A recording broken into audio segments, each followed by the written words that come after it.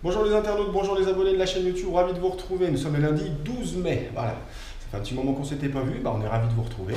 Et nous allons nous occuper de la rénovation de cette belle salle de bain. Regardez-moi ça, c'est un beau volume, hein. Voilà, alors elle est en parfait état, totalement fonctionnelle, mais par contre elle est plus adaptée aux besoins des gens qui résident dans ce logement. Qu'est-ce qu'on a actuellement? Un WC suspendu, un meuble et cette chose. Voilà, magnifique baignoire d'angle avec ce super coffrage. Voilà, vous imaginez un petit peu la place que ça mange ici, juste pour cet aspect décoratif. Voilà, un radiateur, du carrelage sur les murs, un faux plafond avec des éclairages. La hauteur est faible, hein. Nous avons 231 cm que nous allons conserver, hein. Nous allons restaurer le plafond.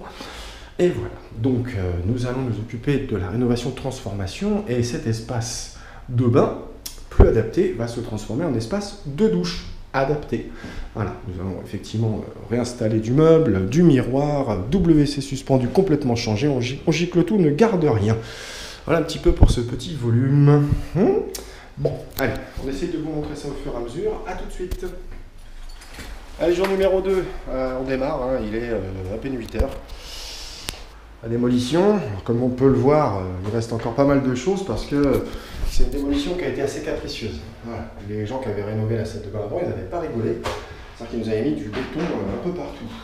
Des surprises qu'on n'attendait pas.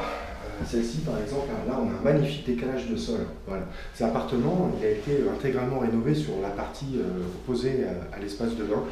Ça veut dire qu'à l'époque, ils ont arraché la chapelle, ils ont tout surfacé. Sauf cette partie-là. Ils l'ont gardé. Donc on a un demi-centimètre de décalage. On va savoir pourquoi. La tubulure encastrée totalement dans les murs. Tout ça, nous on abandonne tout, hein. Là pour l'instant on voit encore les cuivres, mais on refait tout, hein. On repart au niveau EFS, ECS ou chaude ou froide directement depuis la connexion dont on dispose. Le PVC qui se jette dans la colonne sèche ou la ligne technique, on le conserve, mais à partir de là on refait tout. Pourquoi? Parce qu'on ne va pas changer extraordinairement l'implantation, hein.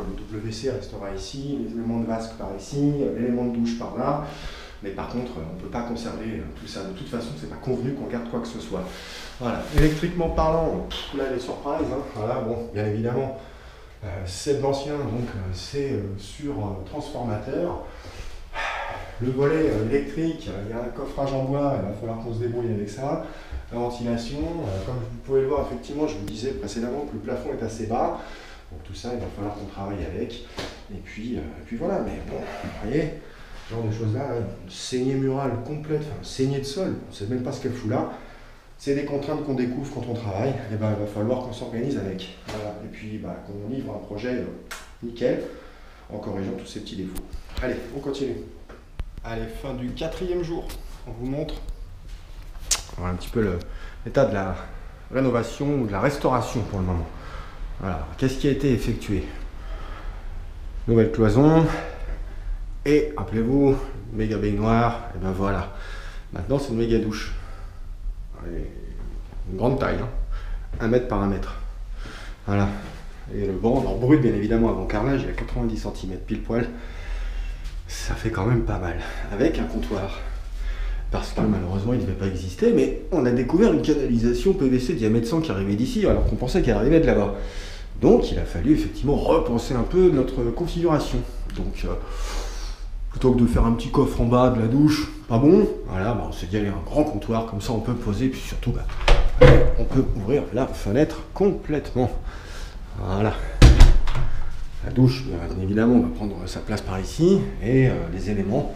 Donc rappelez-vous le WC, hein. Donc il y avait le coffrage, maintenant il n'y en a plus, tout va sortir du mur, les éléments d'eau, et puis surtout, comme d'habitude, un système de nourrice bien caché là-bas, hein, qui nous permettra de piloter toute la salle de bain.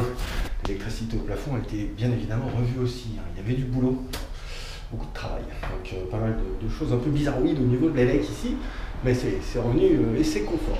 Bref, allez, la suite, à tout de suite. Alors, on va vous montrer l'avancement. Bon, on démarre le 8e jour. Ah oui, j'ai pas beaucoup filmé parce que j'ai pas beaucoup eu le temps. Allez, je vous montre où on en est. Bon, carrelage total, joint total, peinture totale, plafond refait. Voilà. Et puis là, je suis en train de préparer l'assemblage de la belle bête qui est ici. La porte de douche. Voilà. Vous voyez, elle arrive prémontée, c'est une 1 mètre, pliante des deux côtés. Je vous montrerai ça à la fin. Et là, je suis en train de faire l'équilibrage de ma porte au laser de manière à pouvoir poser mes profilets, de manière à ce que quand je vais la poser, bien droite parfaite. Qu'est-ce qui a déjà été fait? La colonne, la barre d'appui, deux patères, le miroir, le WC, parce qu'on est en appartement et que ça fait 8 jours que la cliente n'avait pas de toilette, donc je lui ai posé hier soir en m'autorisant l'utilisation parce que ça devenait très compliqué. Puis en dernier lieu, la grosse bête qui est là, c'est-à-dire le radiateur. Voilà, bon. Ça se passe bien, il va me rester le meuble à poser et puis encore une colonne de rangement. Et puis voilà, allez, à tout de suite. Ça y est, c'est fini. Ça se cache derrière la porte. Allez, on y va, je vous montre. Voilà, le résultat. Vous venez de voir à l'instant la vidéo dans laquelle j'étais dans le montage. Là, c'est terminé. 8 jours, c'est ce qu'il a fallu pour recréer l'environnement complet de cette salle de bain et délivrer un projet qui est reparti pour 2 ou 3 décennies facilement. On va décrire très rapidement les éléments. Donc, notre WC suspendu. Donc, rappelez-vous, à l'origine, il y avait un coffrage. C'était pas très joli. Après, nous, on l'a carrément intégré dans le mur. Voilà, grand miroir de 120 par 90 de hauteur avec changeur de couleur, variateur, anti-buée évidemment. Voilà. Le meuble, c'est la marque Ambiance Bain, c'est 120 cm avec une vasque légèrement excentrée.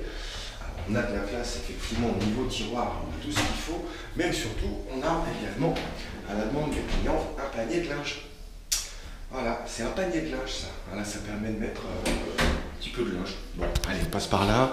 On va regarder maintenant, on a une grande colonne de rangement. Comme on peut le voir, il y a du volume aussi. Donc on n'a pas réduit la partie rangement dans cette salle de bain. J'ai même tendance à dire qu'on l'a largement augmenté. Le sèche-serviette a été remplacé par un asymétrique, alors puissance 1000 watts électrique, ça marque IRSAP. Un petit miroir complémentaire à la demande du client également, de manière à pouvoir avoir un effet grossissant, des patères en sortie de douche et le porte-sèche-cheveux qui va bien. Voilà. La douche, proprement dit, c'est la partie la plus importante de la salle de bain.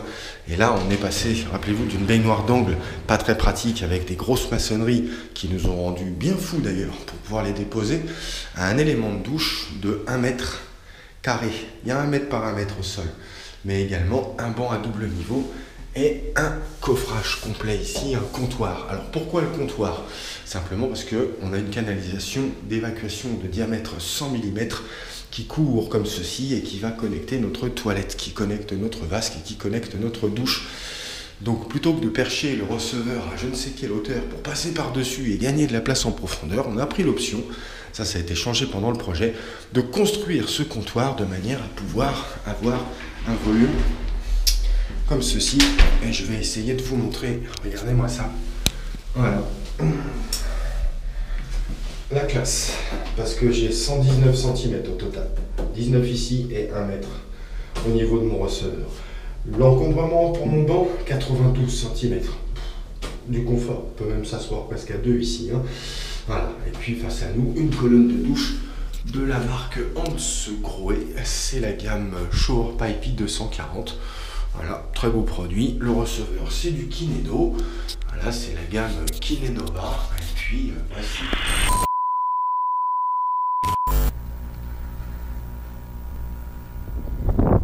C'est la cata, je viens de m'apercevoir que la caméra n'a pas filmé jusqu'au bout, malheureusement elle s'est arrêtée, donc on a eu quand même la chance de pouvoir voir 99% de la salle de bain dans sa version finalisée.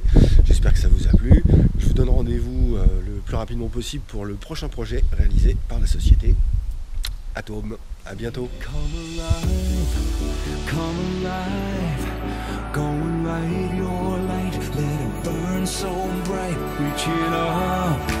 To the sky, and it's open wide, you're electrified. The world becomes a fantasy, and you're more than you could ever be, cause you're dreaming with your eyes wide open. And you know you can't go back again to the world that you were living in, cause you're dreaming with your eyes wide open. So come alive.